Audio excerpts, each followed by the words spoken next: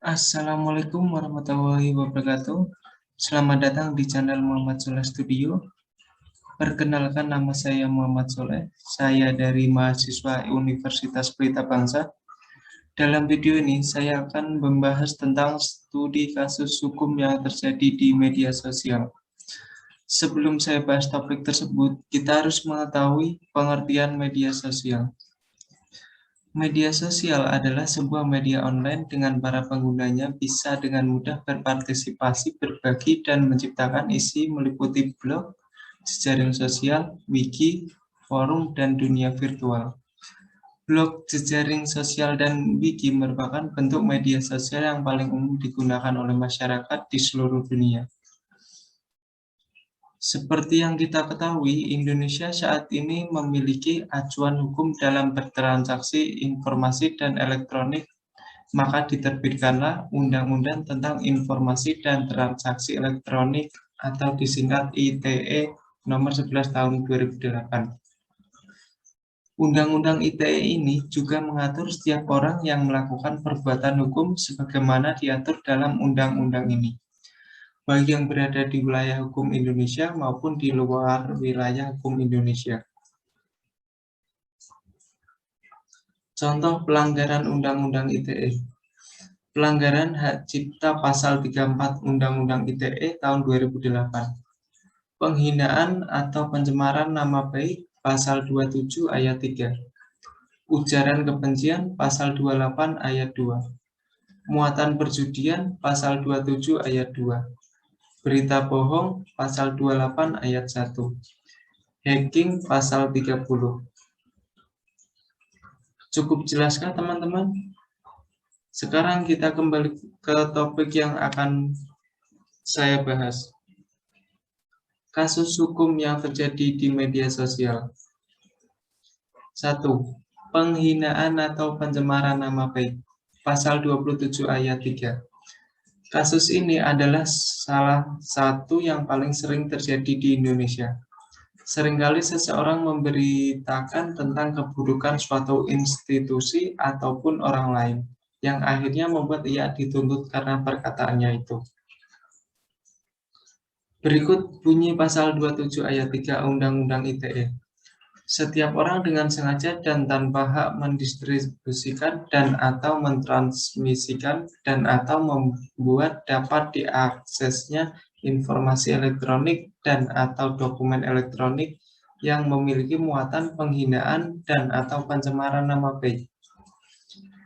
Jika Anda melakukan perbuatan sebagaimana dimaksud pada pasal 27 ayat 3 Undang-Undang ITE, maka Anda akan dikenakan ancaman pidana penjara paling lama 4 tahun dan atau denda paling banyak 750 juta. Berikut contohnya. Jika teman-teman ada yang menyukai musik bergenre punk rock, pasti tidak asing kan dengan orang yang ada di gambar ini? Dia adalah Jering SID, drummer band SID. Polda Bali menetapkan I Gede Ari Astina alias Jering sebagai tersangka kasus dugaan pencemaran nama baik Ikatan Dokter Indonesia atau IDI Bali. Melalui postingan yang diunggahnya di media sosial pada tanggal 13 Juni 2020, akibatnya dia dikenakan ancaman pidana penjara paling lama 4 tahun dan atau denda paling banyak 750 juta.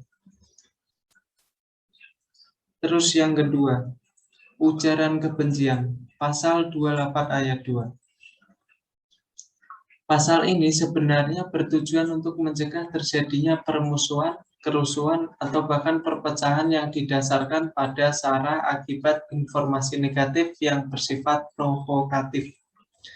Isu sara dalam pandangan masyarakat merupakan isu yang cukup sensitif. Oleh karena itu, pasal ini diatur dalam delik formil dan bukan delik material. Berikut bunyi pasal 28 ayat 2 Undang-Undang ITE. Setiap orang dengan sengaja dan tanpa hak menyebarkan informasi yang ditujukan untuk menimbulkan rasa kebencian atau permusuhan individu dan atau kelompok masyarakat tertentu berdasarkan atas suku, agama, ras, dan antar golongan sara.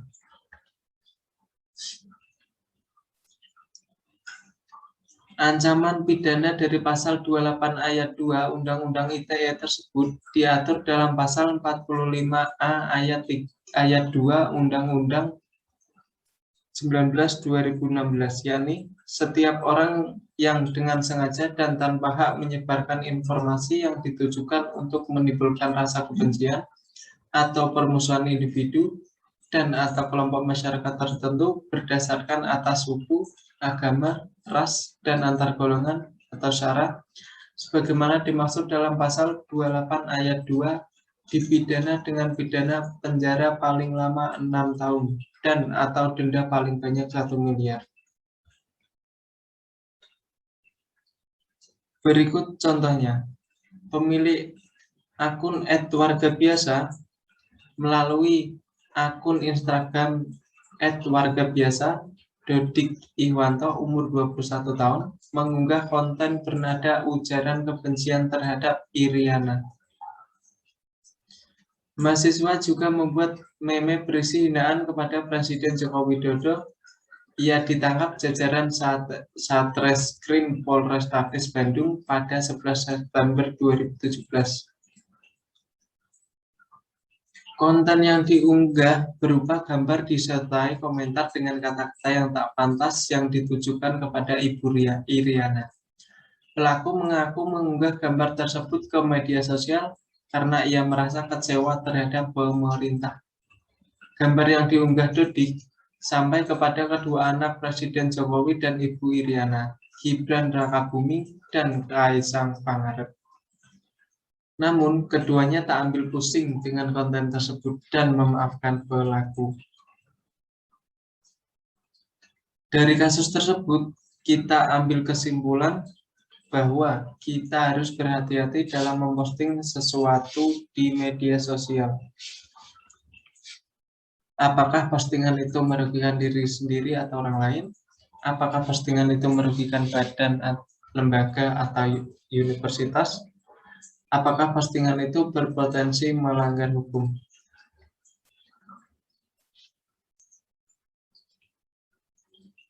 Cukup sekian penjelasan dari saya mengenai studi kasus hukum yang terjadi di media sosial.